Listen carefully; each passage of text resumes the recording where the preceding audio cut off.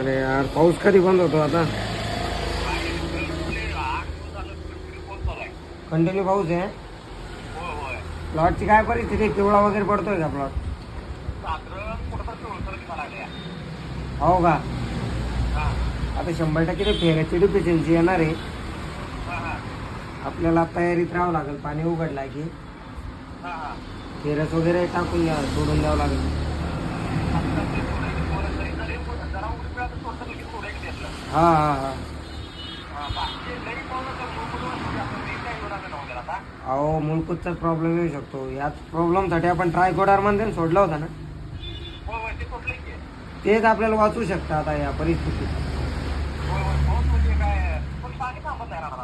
त्या पाणी थांबत नाही पण सगळं तरी वापसा कंडिशन घेत नाही ना. मुळी लगट 8 दिवसापासून पाण्यात देणं विषय तो आहे.